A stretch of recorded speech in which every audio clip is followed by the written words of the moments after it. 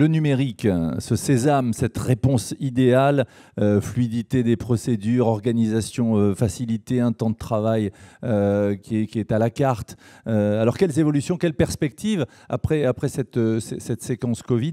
On va en parler avec nos invités. Ils vont nous rejoindre sur scène d'ici quelques secondes. Mais le président, directeur général de Talentsoft est avec nous dans l'assistance. On va lui donner un micro. Jean-Stéphane Arcy, formidable entrepreneur. Talentsoft qui est un vrai grand succès, en avance de phase, l'innovation, observateur et puis accompagnateur aussi des entreprises sur tous ces sujets autour de l'humain. Talentsoft, c'est devenu une référence. Alors j'ai envie de dire, quel décryptage, quelle analyse vous faites par rapport à ce Google Land, par rapport à ce numérique, ces data, ces données, cette intelligence artificielle? Jean-Stéphane, merci d'être avec nous déjà. Merci, pour moi c'est aussi un très grand plaisir et puis d'assister à la table ronde et d'être avec vous. Oui, je pense vraiment qu'on a eu une accélération, que cette année Covid et ce que l'on vit aujourd'hui, c'est une année triple, mais plutôt pour accélérer des tendances qui préexistaient. Évidemment, la première tendance, c'est l'usage des plateformes digitales.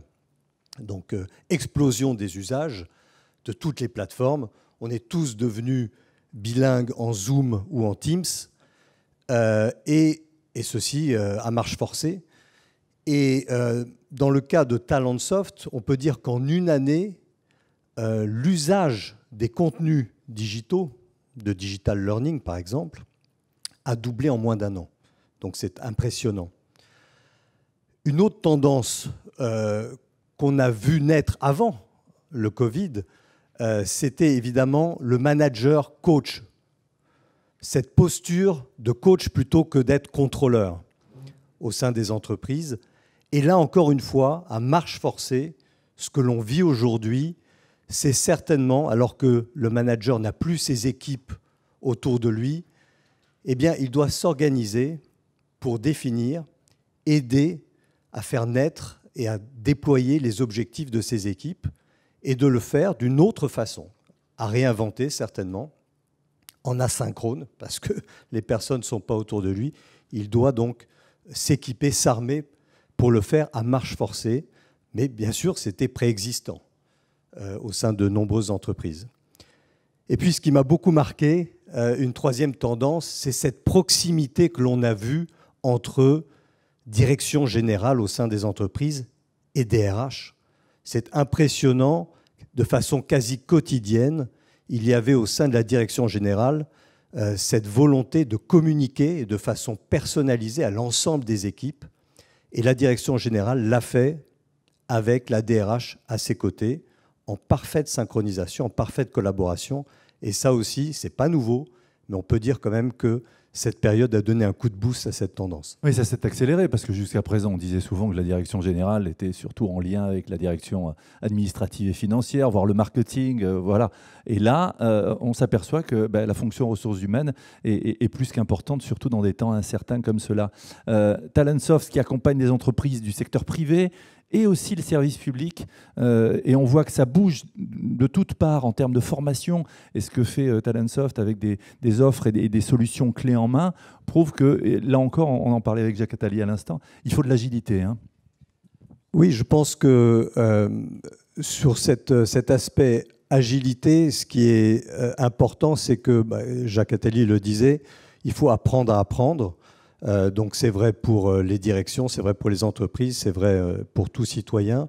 Donc voilà, c'est difficile. J'ai entendu effectivement, un bon dirigeant doit avoir le plan 2030. Certainement, en tout cas, mettre à jour ce plan chaque année, c'est un petit peu aussi cette destinée de tout dirigeant.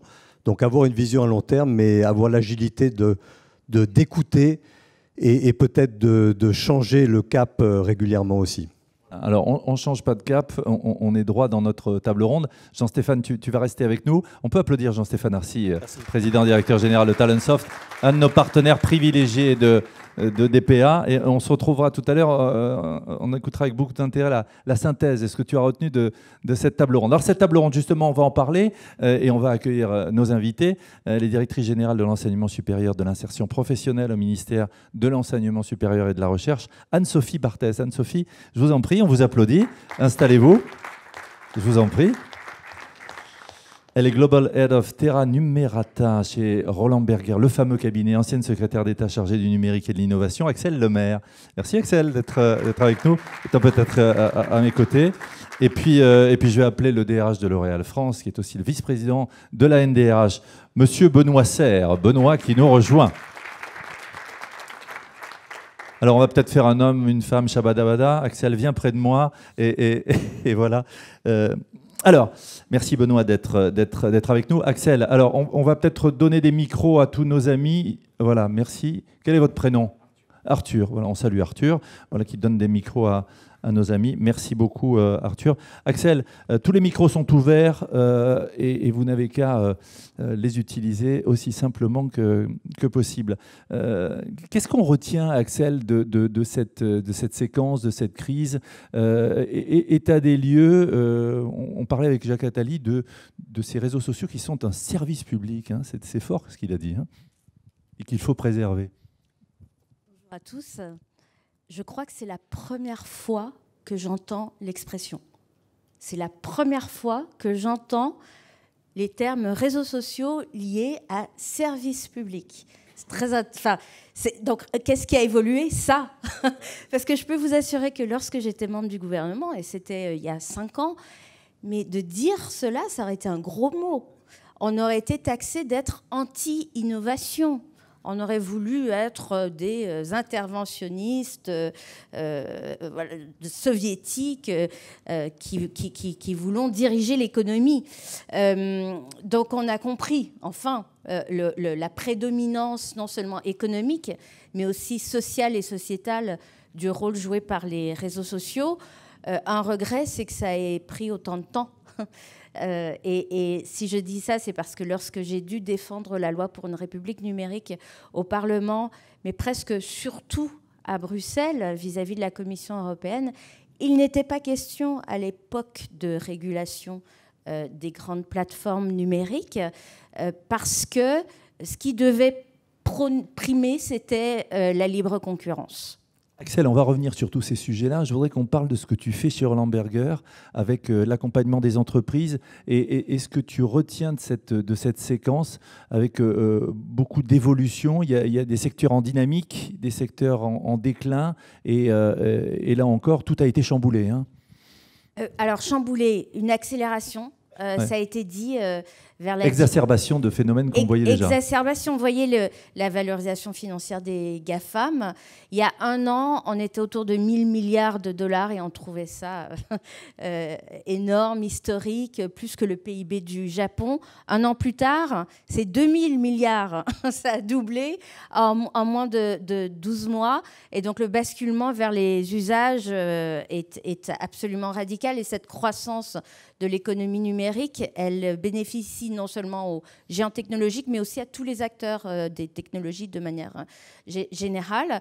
Un facteur qu'on oublie parfois dans nos réflexions, et peut-être que Stéphane Richard en parlera cet après-midi, c'est ce qui a permis cela, et ce sont les infrastructures. Et il se trouve que la France était bien lotie de ce point de vue. On se plaint encore des zones blanches, en particulier dans les zones rurales et semi-rurales. La réalité, c'est que le plan France Très Haut Débit, il a porté ses fruits et qu'à horizon 2025, 100% des Français seront connectés en très haut débit, ce qui autorise désormais ces phénomènes qu'on constate de déconcentration urbaine. Et donc, là, on parle du basculement et de l'accélération des usages. Derrière, il faut des infras. Et là, pour le coup, pour accueillir ce que Jacques Attali appelle l'économie de la vie, eh bien, il faut être solide en infra. Et la France l'est, notamment par rapport à ses pays voisins. Hein. Et ce n'est pas totalement par hasard, parce que les investissements publics et privés ont été au rendez-vous. Ce qui l'est moins, c'est l'accompagnement humain. Et le besoin de médiation numérique, non seulement à l'égard des 13 millions de personnes qui, en France, sont éloignées des outils pour rechercher un emploi, pour faire une consultation médicale, pour mener ses démarches administratives, pour avoir un minimum de lien social, pour faire des courses, recourir au e-commerce, etc. En fait, aujourd'hui, le numérique est tellement présent dans nos vies, qu'on ne parle plus que des exclus du numérique. On voit bien que l'enjeu, c'est de se tenir la page et de réussir à évoluer dans un environnement qui est en permanence changeant, ce qui pose des enjeux en termes de ressources humaines qui sont absolument critiques. On va y revenir, et justement. sans doute pas encore complètement compris. Et si je dis ça, ouais, c'est parce qu'en tout cas, du point de vue de la sphère publique, cet enjeu de l'accompagnement des administrés, des usagers à l'appropriation des usages numériques, il n'est pas encore au il y a encore du rendez-vous. chemin. Voilà. Il y a encore du chemin. On va en parler. Alors, tu parlais, Axel, des enjeux en termes de ressources humaines, de toutes ces évolutions qui sont liées au numérique, à ce Google Land qui a révolutionné aussi le lien au travail et nos vies pendant ces quelques 18 mois, et ça va continuer.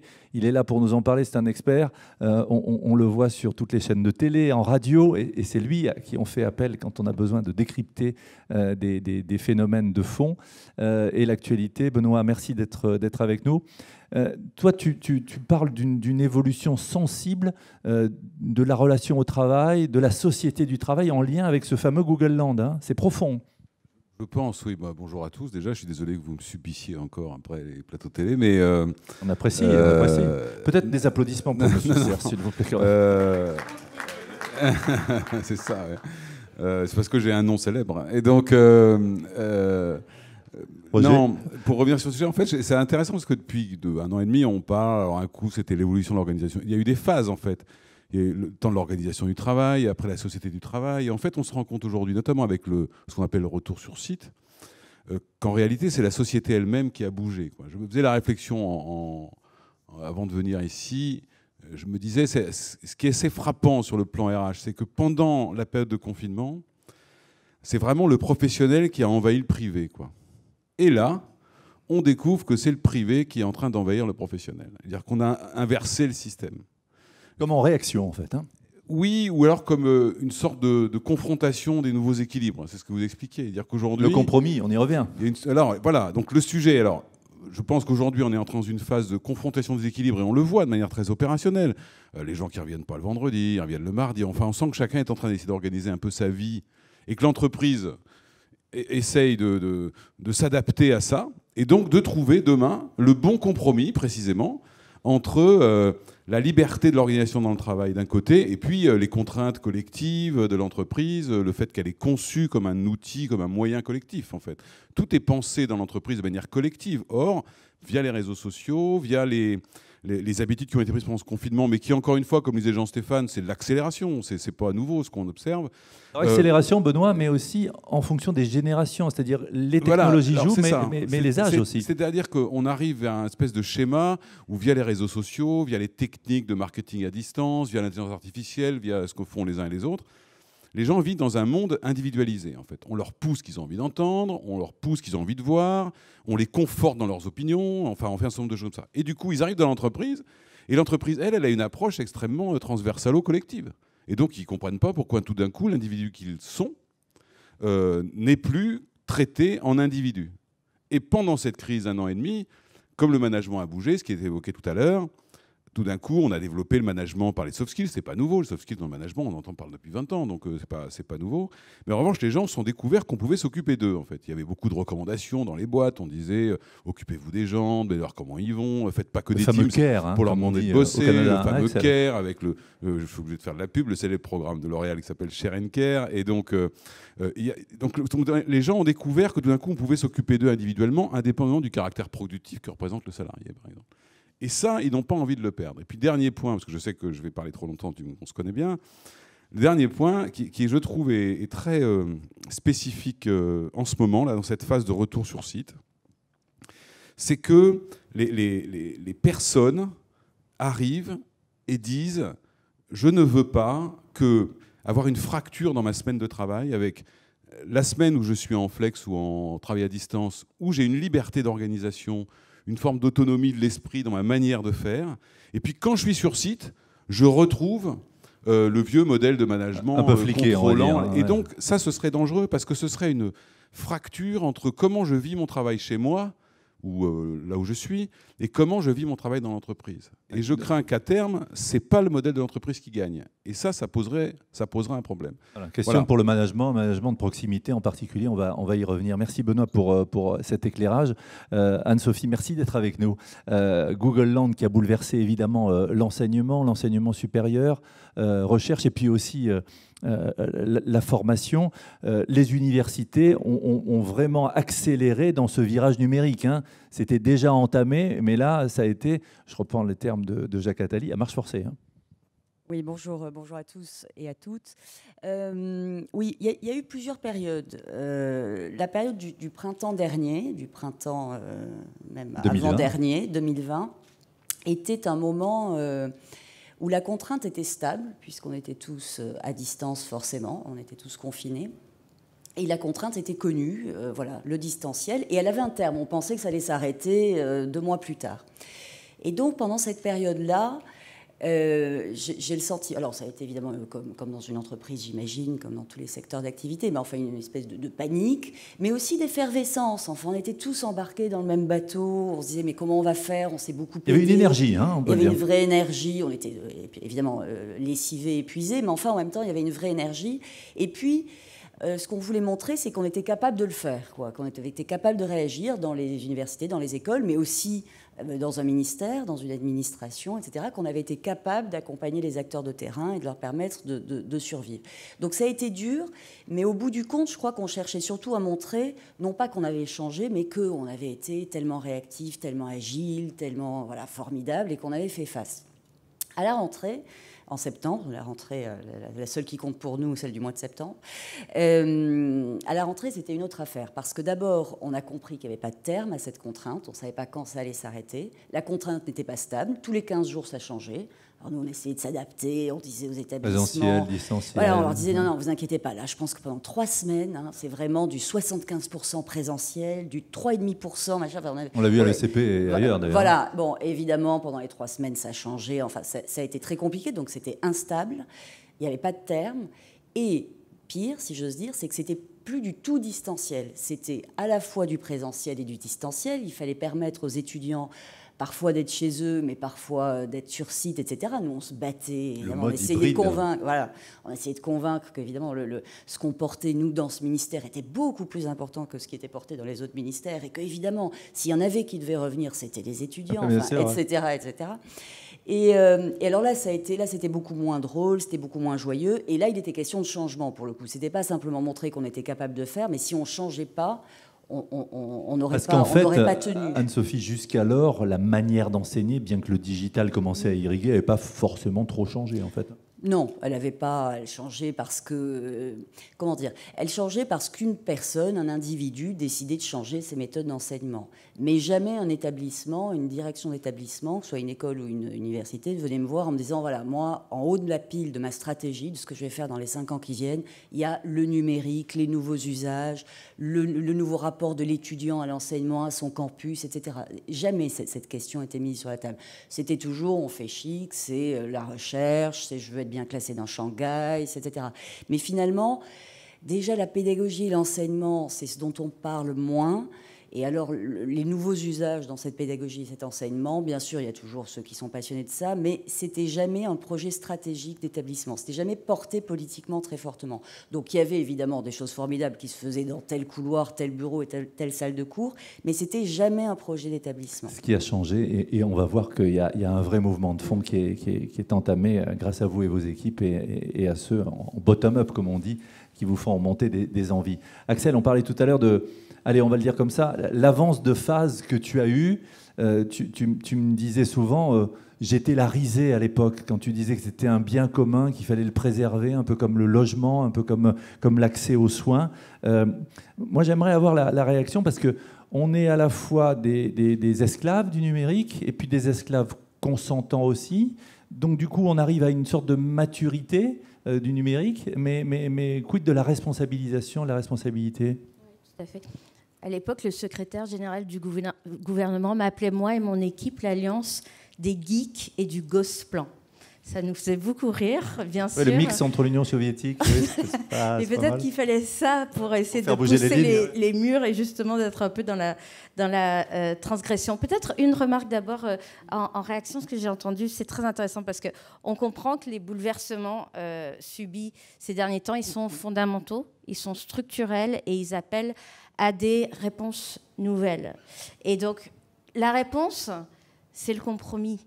Et moi, je suis gênée par la juxtaposition de ces deux mots, dictature du compromis. Alors, c'est peut-être parce que je suis très rocardienne et que Michel Rocard a été l'homme du compromis par excellence, mais avec une constance et une cohérence dans les idées qu'il défendait, que ce soit sur la décentralisation, sur la place de l'individu, sur la gouvernance internationale. Imagine qu'il y a un point d'interrogation. Voilà. Oui, ben ça m'irait mieux parce qu'en fait, nous avons absolument besoin de compromis comme méthode d'intelligence collective pour parvenir à un objectif qui soit en mesure d'être appliqué par la grande majorité d'un pays et de sa population et de ses organisations. Et la loi pour une république numérique, elle a été adoptée à l'unanimité.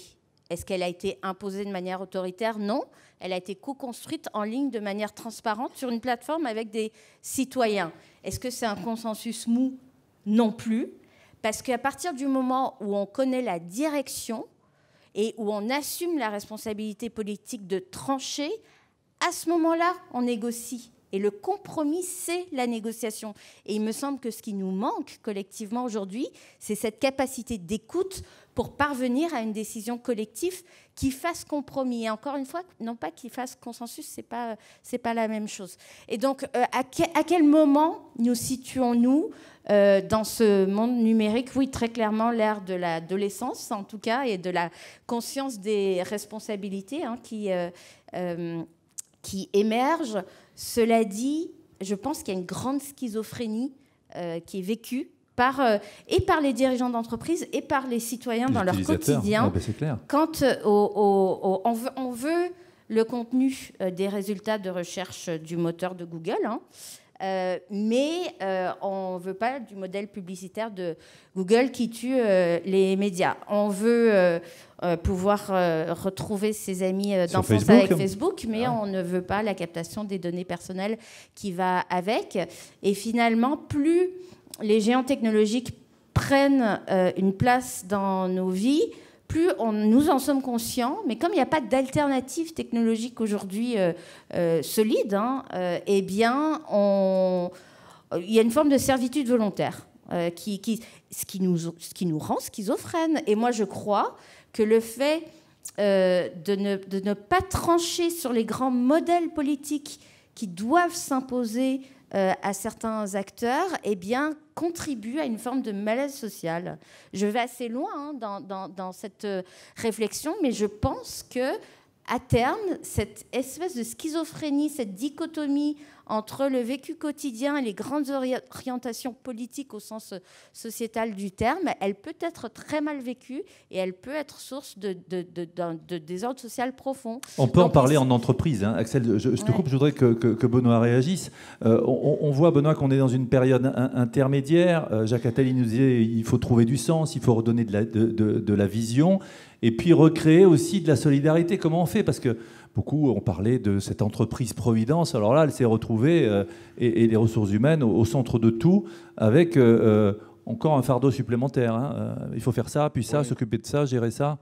Pendant la crise, il y a un chiffre qui m'avait frappé, c'est que 68% des salariés, c'est une enquête Opinionway, je crois, expliquaient qu'ils avaient confiance dans leur entreprise pour la gestion de la crise pour eux-mêmes. Et quand on regardait le même sondage concernant le niveau de confiance qu'ils avaient dans les politiques ou même dans le monde médical, c'était évidemment quasiment moins d'un tiers de cette performance. Donc l'entreprise s'est retrouvée en fait devenir le rempart parce que pour tout un tas de raisons politiques, de débats, de polémiques, de peu importe, tout le reste était en train. C'est quand même particulier. Donc moi je trouve que c'est un retour du rôle de l'entreprise. C'est fameux magistère. Ça prouve encore un phénomène d'accélération d'une tendance connue, puisque la loi Pacte, elle n'a pas été votée à l'occasion de la crise Covid. C'est-à-dire que le fait de reconnaître, de pousser, de conduire les entreprises à avoir des politiques RSE au-delà de leur activité profitable, ou alors d'avoir un rôle sociétal, social, même quelquefois excessif, parce que la question qui va se poser assez vite, c'est à quel moment la responsabilité de l'entreprise s'arrête. Il y a une telle porosité avec des contrats différents. C'est un premier sujet. Là, on voit, par exemple, c'est amusant, tout le monde vous dit, est-ce que vous pensez qu'il faut rendre la vaccination obligatoire pour les salariés ? Moi, je leur dis, mais j'en sais rien. C'est pas moi qui prends cette décision. Si l'État décide que c'est pour des raisons de santé publique nécessaires, ils vont le faire. Mais ne demandez pas à l'entreprise d'assumer ce type de responsabilité. Ça, c'est la première. La deuxième chose, et vous l'avez beaucoup évoqué sur la République numérique, et on le voit avec le télétravail et tout ce qui a été impacté, c'est qu'on a l'impression que tout d'un coup, la France et les autres pays ont basculé dans un monde de télétravail. Attention, ça ne concerne que 40% des salariés. C'est-à-dire qu'à 60% des gens, il y a des métiers dont les métiers sont pour le moment non télétravaillables, pas accessibles entre guillemets. au télétravail. Ils le seront probablement à terme, pas tout le monde, bien évidemment. Il y a des expériences qui sont faites dans la grande distribution. Comment on crée, Benoît, des nouvelles solidarités par rapport à tout ça ? Et donc le sujet, j'arrivais à ça, mais c'est le raisonnement, j'arrivais à ça. Le sujet, c'est comment on va recréer de la solidarité entre les salariés, alors même qu'ils ont des conditions de travail, des conditions de vie, des conditions de reconnaissance, des conditions de rémunération, etc., très différents. Alors, je vole le truc à Hubert Landier, mais je trouve le truc intéressant. Avant, d'une certaine manière, le lieu, le temps et la mission constituaient le cœur du contrat de travail. Ça rythmé, en fait. Voilà, c'est une sorte de tragédie. Voilà. Unité de lieu, unité d'action, unité de temps. Avec le développement du télétravail et avec les modes alternatifs, parce qu'on parle beaucoup du CDI, parce qu'en France, on a un modèle structuré autour du CDI, mais il y a beaucoup d'autres alternatives qui sont en train de se créer. Le lieu, il a pour partie disparu. Le temps, il signifie plus grand-chose. D'ailleurs, je fiche mon billet qu'un gouvernement, celui-là un autre, devra s'interroger sur le calcul du temps de travail, parce que ça ne veut plus rien dire, et c'est même plus le débat des 35 heures. Pointer quand on est chez soi, ça n'a pas de sens. Donc, il va falloir se poser la question. D'ailleurs, je pense que c'est la seule manière de restaurer l'équité de traitement entre ceux qui peuvent télétravailler et ceux qui ne peuvent pas. Et du coup, il reste quoi ? L'action, ce que disait Jacques Attali tout à l'heure, c'est-à-dire on l'appelle le sens, on l'appelle la raison d'être, on l'appelle comme vous voulez, mais n'empêche qu'il va bien falloir trouver une bonne raison à donner aux gens de travailler ensemble. Oui, c'est ça. Et cette seule raison ne peut plus être la contrainte ou du lieu ou du temps. C'est autre chose. Ou du contrat. Voilà, ou du contrat.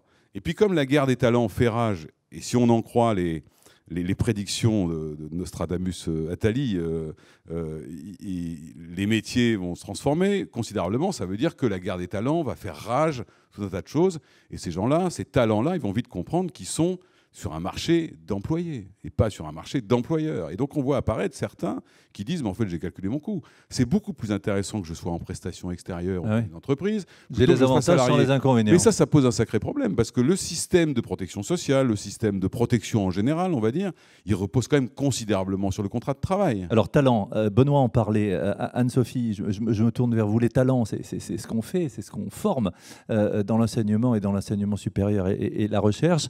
Alors cette adaptation, vous le disiez, il y a eu plusieurs phases. Il y a eu une accélération, comme le disait Axel, comme le disait Benoît. Il y a eu une exacerbation et puis ça a fini par rentrer dans les mœurs. Hein. Racontez-nous où on en est aujourd'hui et comment toutes les équipes sur le terrain, au contact, ont dû pivoter, s'adapter à cette tendance-là. Alors, d'abord, je voudrais revenir ou sur le compromis ou sur l'idée de numérique. C'est-à-dire qu'il y a un côté aujourd'hui, Axel, je pense les choses ont effectivement changé depuis 5 ans. Aujourd'hui, pour faire chic, c'est quand même le numérique. Hein. Évidemment, j'enseigne à distance, évidemment, etc., etc. Je donne un cours et je deviens presque un acteur devant une caméra. Oui, c'est ça. En réalité, il ne faut surtout pas se dire, et ça nous est reproché quand on donne ce sentiment-là, que le numérique se substitue au présentiel et à des méthodes d'enseignement classiques. Là, ça ne marche pas du tout. Le numérique vient en plus, vient compléter, mais ne vient pas à la place. Et nous, on voit bien que dès qu'on soutient financièrement les établissements pour leurs équipements, pour qu'ils forment leurs profs à enseigner autrement, etc., tout de suite, Certains nous taxent de, évidemment, vous voulez remplacer les profs par des robots, etc., vous voulez faire des économies. Donc, il faut faire toujours attention, voilà, de trouver, donc c'est une forme de compromis, ou en tout cas, voilà, de ligne de crête, plutôt, voilà. Sur le compromis et sur la vie dans un ministère de l'enseignement supérieur, qui n'est pas le ministère de l'Éducation nationale. Je parle en souriant, voilà. J'espère ne pas dire de bêtises, monsieur le ministre. Mais c'est un ministère qui n'est pas le supérieur hiérarchique de ces établissements. Ils sont autonomes, hein, il faut le dire. Ils sont parfaitement autonomes. Quand mon homologue de l'enseignement scolaire envoie un courrier à des proviseurs, le proviseur peut ne pas être d'accord avec la politique qui est menée, mais il fait immédiatement. Et puis il y a les recteurs qui sont là, etc. Moi, au départ, je m'épuisais à écrire, et puis j'ai bien compris que ma simple lettre, évidemment, ne suffisait pas. Et j'en reviens à cette idée de compromis. C'est-à-dire, du coup, c'est un exercice qui est extrêmement intéressant, qui n'est pas du tout un pilotage par descendant, absolument pas. C'est un pilotage ou une régulation avec des établissements qui sont complètement autonomes, y compris, alors l'enseignement privé, évidemment, on ne les finance pas ou peu, mais l'enseignement public, 95% de leur subvention, de leur financement vient de nous. Et pourtant, ils récupèrent chaque année les subventions, mais ils nous disent non, maintenant, voilà, j'ai récupéré l'argent, je fais évidemment ma vie. Il y a des appels à projets. Il n'est pas question que... Il y a des appels à projets qui nous permettent un peu d'orienter les choses. Mais enfin, du coup, c'est un exercice qui est extrêmement intéressant, où on est toujours dans la recherche d'une solution qui a été très discutée. Et effectivement, qui n'est pas molle du tout, enfin au bout du compte, qui n'est pas molle, parce que comme les établissements, le terrain se le sera approprié, il l'aura co-construit, et bien évidemment, il l'appliquera. Alors, est-ce que ça a vraiment changé dans les établissements? Là, nous, pour la rentrée, on y croit, enfin une espèce de truc de survie, c'est du 100% présentiel, évidemment, à la rentrée. Alors là, il y a le variant Delta qui nous...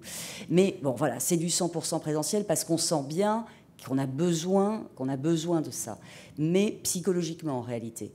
Mais évidemment, beaucoup d'équipes commencent à nous dire oui, on a changé, des profs qui étaient vent debout contre... Il y avait des profs au départ qui refusaient même qu'on installe une caméra juste dans l'amphi pour que certains... Faire de la captation. Voilà, enfin, je veux dire, ils faisaient rien, ils faisaient leurs cours comme d'habitude. Et là, ça bouge. Et ça bouge, ça a énormément bougé, Axel, par rapport au fait que ça bouge et que ça a bougé... tu étais avec tes équipes en avance de phase par rapport à ce qu'on vit aujourd'hui. Alors on parlait, oui, ça va être liberticide et tout. Et on voit aujourd'hui que l'histoire rend lucide, parce qu'il y a eu quand même quelques abus, il y a eu ces histoires de position dominante. Qu'est-ce que c'est la solution? Parce qu'on a d'un côté les grands acteurs, on a de l'autre les utilisateurs, on a les États. Qu'est-ce que c'est ce cercle vertueux qu'il faudrait créer et que tu appellerais de tes voeux? Je dirais l'autonomie. On parle beaucoup de souveraineté. Je ne suis pas complètement à l'aise avec le terme parce que je ne perçois pas bien la réalité qu'il y a derrière. En tout cas, elle est multiple et elle peut s'appliquer à tout type de situation. Pour moi, c'est l'autonomie qui aujourd'hui passe beaucoup par les formes de collaboration partenariale. On a besoin des géants technologiques, mais il faut pouvoir imposer des conditions commerciales, des conditions techniques, des conditions humaines et financières qui font qu'on reste sur un pied d'égalité. Et donc c'est vrai pour la protection des consommateurs, c'est vrai pour empêcher l'innovation qui avale les startups dès qu'elles commencent à croître et qui avalent les talents et qui du coup se traduit en réalité en une position dominante abusive. Et alors ce qui est intéressant, c'est que sur le jeu concurrentiel, c'est sans doute des États-Unis que le coup le plus fort sera porté. Hein. Moi, j'ai été fascinée de voir que Facebook conteste la nomination de la nouvelle présidente de la commission de régulation du numérique des télécoms aux États-Unis. De quel droit, j'allais dire, hein, au motif qu'elle serait conflictée, collusion en fait, ou biaisée, voilà exactement, du fait de publications en tant que chercheuse et de parti pris qu'elle aurait pu défendre par le passé. Mais c'est bien, ça en dit long sur l'appréhension de la part des géants de la tech quant à une capacité politique émergente de reprendre un petit peu la main. La loi est utile, Axel. On parlait tout à l'heure en aparté de ton pays, le Canada. La loi sur le bilinguisme. La loi est utile ? Oui, alors selon où on se situe, parce que en France, notre pays est un pays de droit écrit, la loi est sainte. La loi crée la pratique, c'est fascinant d'ailleurs, de voir à quel point lorsque la haute administration est mise en action pour écrire, pour faire de la légistique, ensuite il y a un véritable... ça fait foi. Tout autant que ça fait loi. Dans les pays anglo-saxons, c'est la pratique qui fait la loi.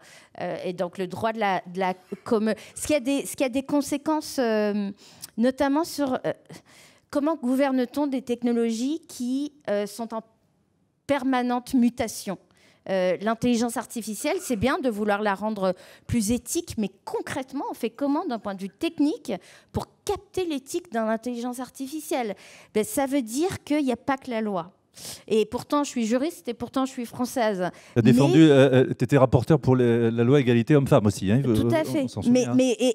Et bien sûr que la loi reste, à mon sens, la contrainte ultime pour faire évoluer les organisations. Mais ce n'est pas la seule. Et ce n'est pas la seule parce que la capacité à décider de normes sociales ensemble, en particulier au niveau de l'entreprise, elle est sans doute plus fondamentale que jamais. Aujourd'hui, les jeunes collaborateurs en particulier, ça a été très bien décrit, ils ont envie de participer à la définition de la stratégie de leur entreprise. Ils ont envie de sortir du rôle d'exécutant. Oui, la co-construction, le mode projet. Réaction peut-être, pardon de te couper Axel, par rapport à ça, Benoît, on a évidemment le rôle des entreprises, le rôle de l'État, les syndicats. Comment on voit ça et on rebond de ce que disait Axel par rapport à l'histoire de loi. Ce que vient de dire Axel est toujours très intéressant, mais la fin... était particulièrement sur le fait que les gens, maintenant, via les technologies, via la pratique, depuis des années, en fait, ont l'habitude, l'envie, la volonté, et maintenant les moyens, de participer à la stratégie de l'entreprise. Ça va, je pense, être une des conséquences moyen-terme assez longues de cette crise. Sur ce point-là, puis je reviendrai après sur le rôle, justement, des acteurs de l'emploi, c'est que dès lors qu'on va devoir se reposer la question du partage de la valeur. C'est inévitable. Vous vous souvenez sans doute de la polémique qu'il y a eu au mois de il y a un printemps, pas dernier, mais celui d'avant, du coup, sur le versement des dividendes des entreprises qui touchaient. Évidemment, le débat politique s'est déplacé, le capitalisme et tout le tintouin. Mais le débat n'était pas là.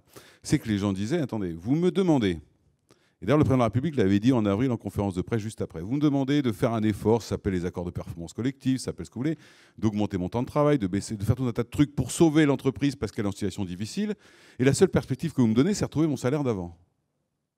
Ça, c'est pas possible. Donc la question du partage de la valeur, elle va être réinterrogée absolument fortement. D'ailleurs, de mon retour sur investissement. Exactement. Puisque vous me demandez de participer à la définition d'une stratégie, il est normal que je bénéficie des bénéfices de cette stratégie. Sinon, il ne fallait pas me demander mon avis. Et d'ailleurs, c'est comme ça que j'accepterais que cette stratégie rate et que par conséquent, je n'ai pas de participation, je n'ai pas d'intéressement, je n'ai pas de bonus. Rééquilibrage des forces, là. D'ailleurs, vous avez vu qu'au mois de novembre, je crois, le gouvernement a publié un décret qui renforce les développements de l'actionnariat salarié. Donc ça, c'est un mouvement de fond qui va être assez intéressant parce que, évidemment, ça change la donne, sacrément. Ça change la donne dans les entreprises. Et c'est pour ça que quand on prend le temps de travail dont j'évoquais tout à l'heure, ce que vous évoquiez tout à l'heure sur la manière d'enseigner, etc., je me dis que si on veut, à un moment, sortir par le haut de cette affaire-là, il va falloir avoir le courage que les trois acteurs qui font ou la loi, ou le fonctionnement, ou je ne sais pas, de l'économie, travaillent ensemble intelligemment et qu'aucun ne soit en retard par rapport à l'autre. Les trois acteurs, c'est qui ? C'est l'État, et souvent le législateur, pour les décisions que vous avez indiquées, évidemment les entreprises, et évidemment les partenaires sociaux. Que si jamais on a un espèce de décalage dans l'évolution entre les deux, qu'est-ce qui peut vous arriver ? Vous pouvez avoir une entreprise qui fonctionne sur la base d'un code du travail qui traite du monde d'avant.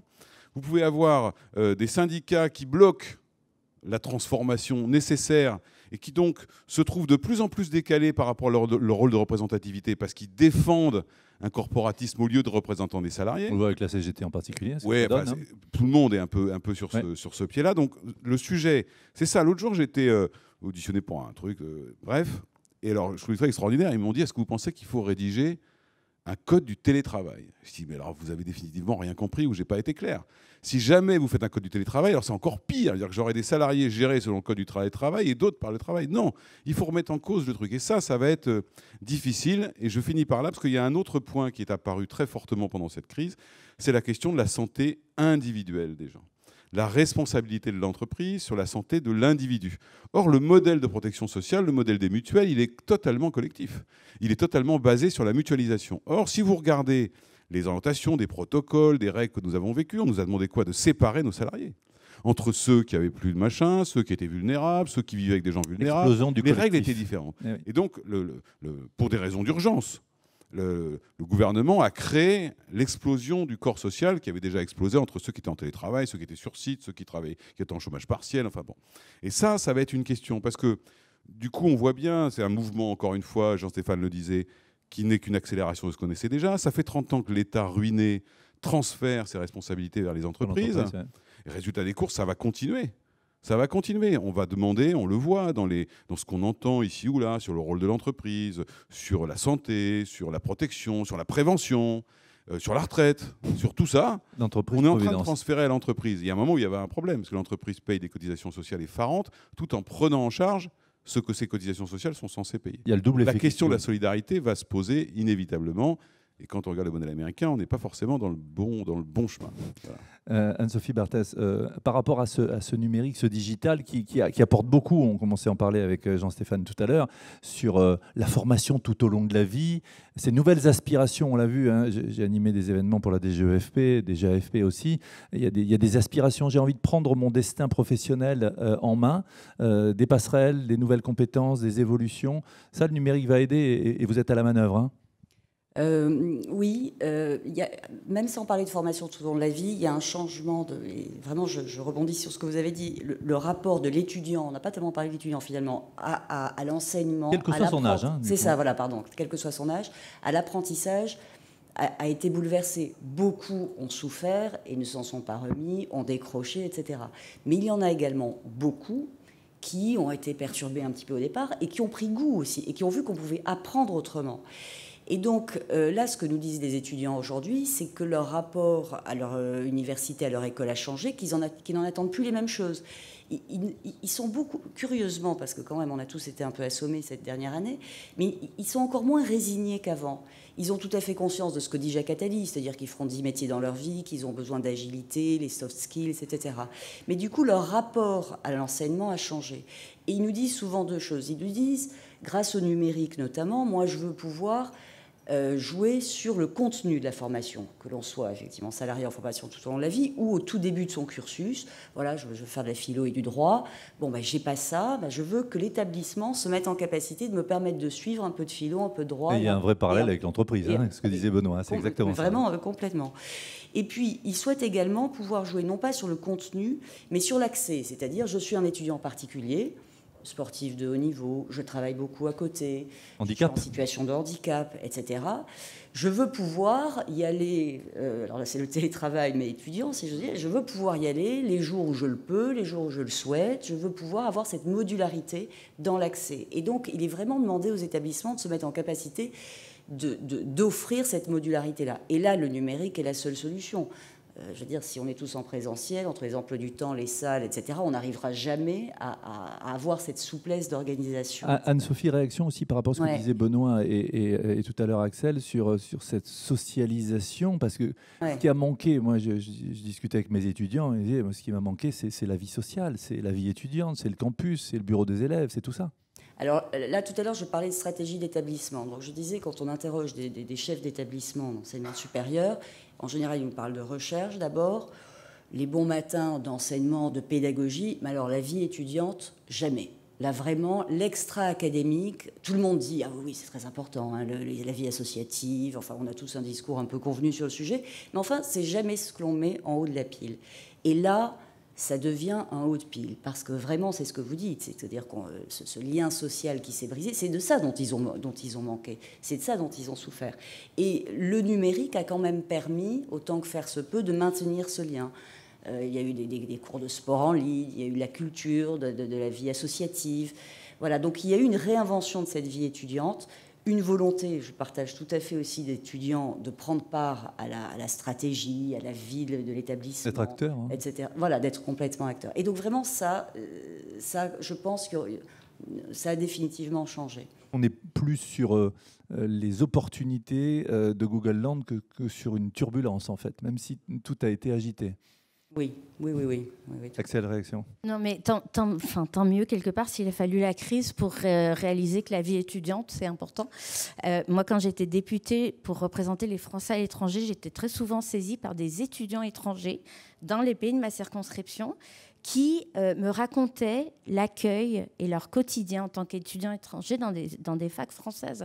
Et j'étais dépitée et j'avais un peu honte parce que, comme ce n'était pas une priorité, eh bien, on ne réalisait pas que ça avait des conséquences sur les classements internationaux et que ce mauvais accueil participait du déclin du rayonnement universitaire français. Et donc, tant mieux, c'est un peu back to basic, hein, retour aux fondamentaux, mais oui, c'est important, la sociabilité. Benoît? Moi, j'écoute tout ça avec beaucoup d'intérêt. Après, je vais demander à Jean-Stéphane de réagir. En fait, on a redécouvert la valeur de l'humain dans les organisations. Alors, on redécouvre le fait que c'est sympa dans la vie étudiante. Je redécouvre la joie d'aller de la machine à café. On découvre d'ailleurs que quand elle n'existe plus, c'est trop emmerdant parce qu'on résout beaucoup plus de problèmes à la machine à café que dans les salles de réunion. C'est vieux comme le monde. Mais ça, je trouve ça vraiment intéressant. Moi, je me souviens, il y a quelques années, excuse-moi Jean-Stéphane, certains me disaient est-ce que vous ne pensez pas que l'IA va remplacer les DRH? Moi, je leur disais d'abord, ça ne m'arrangerait pas complètement sur un plan personnel, mais indépendamment de ça, jamais. Mais jamais. Jamais, parce que justement, cette dimension-là, elle est extrêmement présente. Il y a des entreprises qui ont fini par penser... Vous vous souvenez, c'était Serge Churuc, il y a très très longtemps, qui parlait d'entreprises sans mur ou sans usine. Oui, sans usine, oui. Écoutez, avant la crise, vous aviez des gens qui vous assuraient qu'il y aurait des entreprises sans gens. Et donc, on est en train de se rendre compte aujourd'hui avec le mal qu'on a quelquefois dans certaines organisations à faire revenir les gens au changement des règles, pareil dans les facs. Est-ce que l'entreprise existe encore quand les gens ne sont plus là? Eh bien, cette crise, au moins, a découvert, vous parliez du printemps d'avant, où les entreprises ont découvert brutalement et dans l'agilité, un peu dans la panique par moment, que quand les gens n'étaient pas là, finalement, une entreprise marche beaucoup moins bien. Et je trouve que c'est peut-être le principal enseignement de cette crise, c'est qu'enfin, on s'est rappelé que malgré Google Land, malgré toutes les technologies, malgré tout ça, vous remplacez quand même assez difficilement l'interaction entre deux la 2D a du mal par rapport à la 3D. Voilà, mais moi je trouve que c'est... Non, mais c'est bien, parce qu'on est bien dans le titre du colloque. C'est-à-dire que maintenant, enfin, on va arrêter de dire le digital va prendre la place de l'homme va résister au digital. On va enfin trouver le bon compromis entre les nouvelles technologies qui sont formidables et l'existence de l'être humain dans l'entreprise. Voilà. Et je pense que c'est une période très intéressante si tout le monde s'y met avec intelligence et un peu de créativité, sinon ça va faire des catastrophes. Puis c'est aux politiques aussi un peu de prendre la main, hein. On y reviendra. Jean-Stéphane, réaction par rapport à tout ce qui s'est dit. C'était très riche, et puis je vous demanderai si vous avez évidemment des questions à poser à nos intervenants. C'était très riche. C'est vrai que la peinture n'est pas sèche sur comment se réinventer sur ces interactions, y compris dans le monde de l'entreprise. Un travail en équipe, comment est-ce qu'on le fait? Une réunion d'équipe, un feedback, comment est-ce qu'on le donne à distance? Est-ce qu'il faut demander à ses collaborateurs d'être présents? En tout cas, il y a dans le rôle du manager la nécessité de développer son équipe. Et à distance, c'est différent. Et en présentiel, c'est différent. Il faut réinventer tous ces rituels. Donc la peinture n'est pas sèche là-dessus. Il faut beaucoup de créativité, certainement. En tout cas, j'ai bien aimé ce que tu as dit, Benoît, sur le fait de... Peut-être le privé va réinvestir l'entreprise, donc le retour du privé, ça c'était intéressant.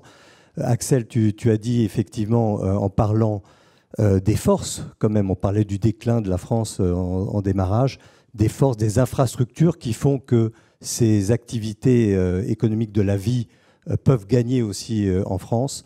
Vous avez dit aussi que les lignes changeaient, ça j'ai beaucoup aimé, l'enseignant qui regardait une caméra différemment, mais aussi certainement maintenant une activité plus modulaire de l'accès au contenu universitaire.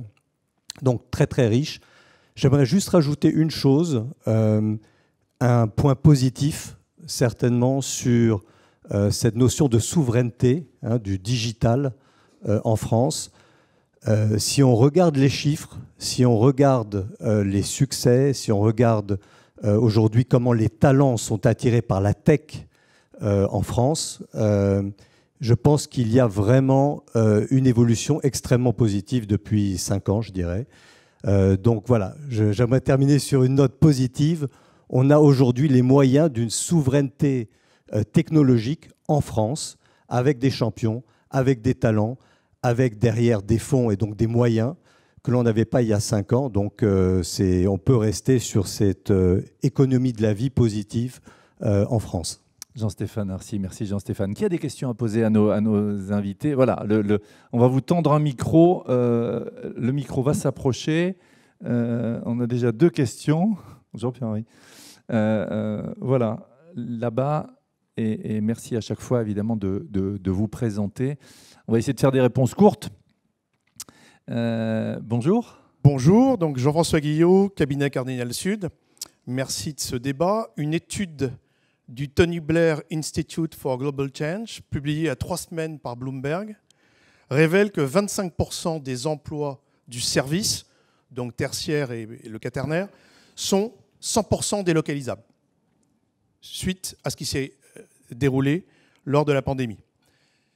Ce qui veut dire que, certes, Benoît le rappelle à l'instant, ça ne concerne que 40% maximum des salariés, mais tout de même 25% de 40%, c'est beaucoup.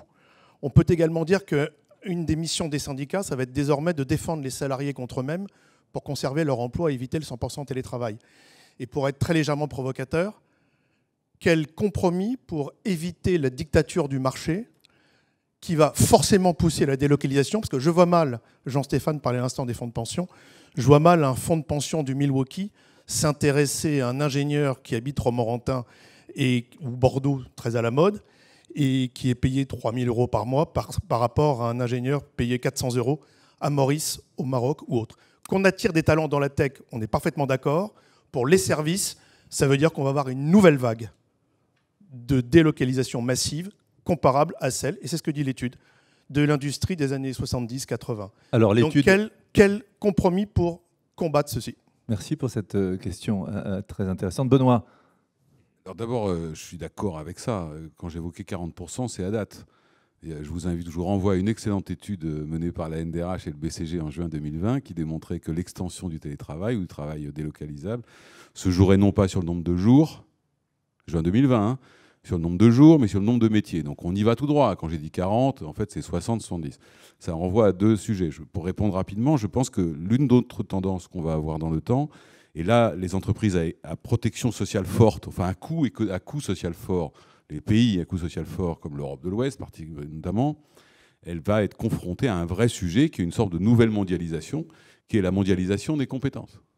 Et que, pour faire le lien avec vos responsabilités, garde des talents, la seule réponse, c'est pas la dégradation du modèle social, parce que ça, on créera une tension sociale. La seule réponse, c'est de créer les meilleurs talents possibles. C'est la seule réponse possible. Quand on recrute quelqu'un, pour reprendre encore la formule, comme quoi la formule est bien trouvée, Jean-Pierre, c'est bien un compromis entre le coût, la compétence et puis la production qu'il va avoir. Donc, en fait, on n'a pas le choix. Jacques Attali le disait, vous le disiez aussi, on n'a pas le choix. On est contraint à l'excellence dans la compétence tout au long de la vie, parce que sinon, effectivement, il se passera ce que tu dis. À savoir qu'évidemment, le Milwaukee ou je ne sais où dira, mais écoutez, puisque je ne le vois jamais, mais même le chef d'entreprise français, il va dire, puisque je ne le vois jamais, après tout, on l'a connu avec les plateformes téléphoniques, on l'a connu avec tout un tas, donc on va le reconnaître. Mais ça, si on n'en prend pas conscience aujourd'hui, si les partenaires sociaux n'en prennent pas conscience, si les investissements dans la formation tout au long de la vie n'intègrent pas cette dimension-là, on va le payer très cher dans 30 ans. Mais c'est aujourd'hui. Et quand je regarde, je ne fais pas de critique politique, mais quand je regarde les débats qui agitent le Landerneau en ce moment, je me dis on a un tout petit sujet de moyen terme quand même. Hein.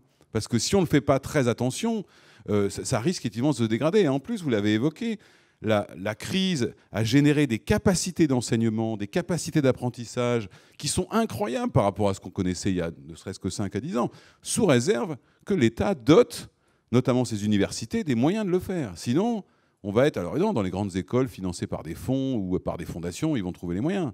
Mais le sujet, c'est pas le gros de la troupe quand même. Hein. Ouais. Voilà, donc ça, le sujet de la mondialisation des compétences, c'est un vrai sujet à adresser. Et je partage à 100% ton point de vue, mais quand j'entends certains syndicats, je me dis qu'on est un peu loin. Autre question. C'est Pierre-Henri qui voulait poser une question, et après une autre. Voilà. Oui, bonjour. Pierre-Henri Tavoyot, Sorbonne Université et philosophe. Donc j'ai une question sur le numérique et ce qu'on appelle aussi les dictatures des minorités. ce qu'on appelle aussi aujourd'hui la woke culture et qui concerne aussi bien l'entreprise que, évidemment, l'université. Pour définir la woke culture, on peut dire les choses très simplement. C'est l'idée que la civilisation de l'Occident, c'est la civilisation de l'oppression du Nord sur le Sud, de l'oppression des Blancs sur les Noirs, de l'oppression de l'homme sur la femme et de l'oppression de l'homme sur la nature en général. Et face à ça, le but de l'université, de la science et le but de l'entreprise, c'est de lutter contre les oppressions. Ça produit ce qu'on appelle la woke culture, il faut se réveiller face à ces oppressions. Et la cancel culture, c'est l'idée qu'il faut annuler tout ça. C'est très puissant dans les universités, même si c'est minoritaire, c'est très puissant dans le monde de l'entreprise, et on sent que ces choses montent à la faveur précisément de cette idée qu'il y a une mission des entreprises à mission. Bien, la mission des entreprises et des universités, c'est d'abord de lutter contre les oppressions. C'est une tendance montante, qu'en pensez-vous ? Alors peut-être Anne-Sophie, par rapport à ça, ou l'entreprise, ou Benoît, qui veut? Là, je vous en prie, mais vous en êtes un autre, mais vous m'obligeriez. Axel, je me risque. Moi qui travaille aujourd'hui dans le secteur privé, je n'ai pas du tout le sentiment que l'agenda prioritaire, c'est la lutte contre les oppressions en interne. C'est au mieux la promotion de la diversité. Pourquoi ? Parce qu'on est 29 associés et qu'il y a une femme. C'est au mieux la promotion de la diversité. Pourquoi ? Parce qu'on est 300 et qu'il y a un noir. Et c'est au mieux la promotion de la diversité parce qu'il y a 95% de grandes écoles et que... Vous voyez, je m'étouffe. On boit les paroles d'Axel qu'on peut applaudir, s'il vous plaît. C'est suspect, voilà. Oui, tu parlais du cabinet, Roland Berger. Ce que vous décrivez, c'est pour moi une réalité qui n'est que dogmatique et intellectuelle, qui n'est pas la vraie vie. De dire ça, c'est nier pour partie la réalité des discriminations aujourd'hui et des inégalités très très profondes. Je continue à m'étouffer, vous voyez, en parlant. Alors, attends, Benoît va peut-être prendre la main. Benoît.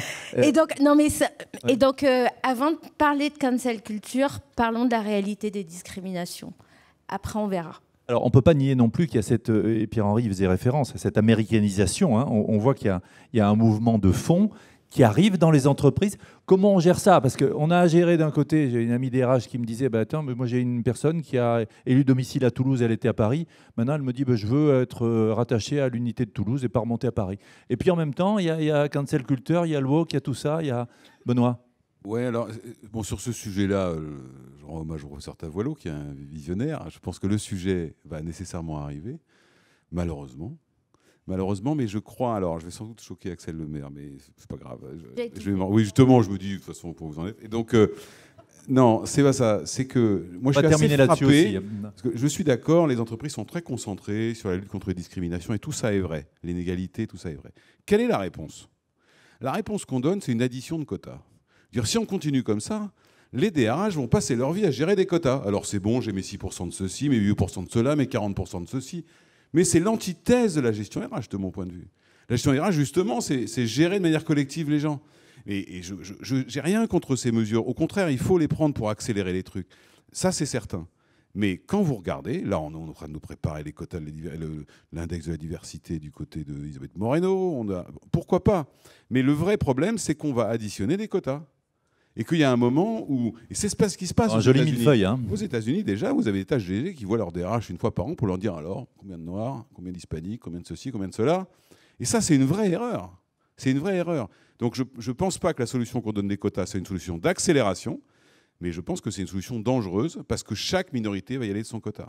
J'ai rien contre, il faut le faire, il faut lutter, comme vous le dites très justement. Mais ne pas perdre de vue que le premier rôle d'une entreprise, c'est créer un corps commun. C'est avoir cette approche-là par conviction. Le corps commun, il commence par la représentation de la diversité. Je suis d'accord. C'est pour ça que je savais que... On est un peu dans l'hémicycle, là, c'est bien. Hein.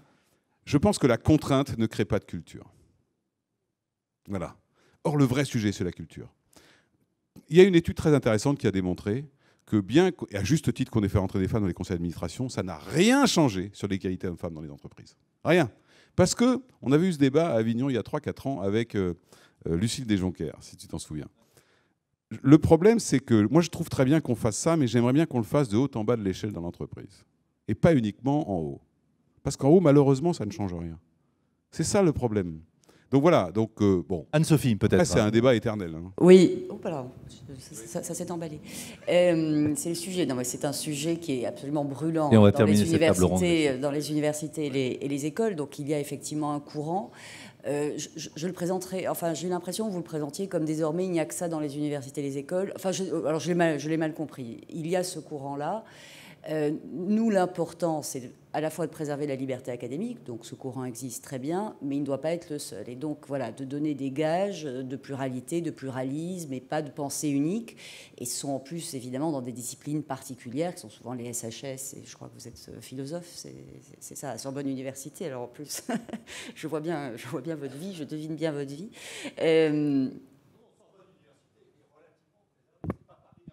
Oui, on en parlera après. Oui, c'est pas pareil. Hein. Et d'autres. Mais donc voilà, non, mais ce que je veux dire, c'est qu'il y a ce courant-là. Après, chacun en pense évidemment ce qu'il veut. Nous, ce que l'on doit absolument garantir, c'est qu'il ne soit pas le seul au sein des établissements. Voilà, c'est tout ce que je voulais dire. Et c'est sur ces paroles que nous allons terminer et clore cette table ronde très intéressante. On peut applaudir et remercier tous nos intervenants qui étaient avec nous. Jean-Stéphane Arcet, Anne-Sophie Barthès, Axel Lemaire et Benoît Serre. Merci infiniment d'avoir été avec nous et d'avoir enrichi le débat. C'est ça, justement, la confrontation entre tous les points de vue et tous les décryptages, j'allais dire. Et vous allez voir qu'il y en aura de nombreux, comme toujours, au moment de DPA.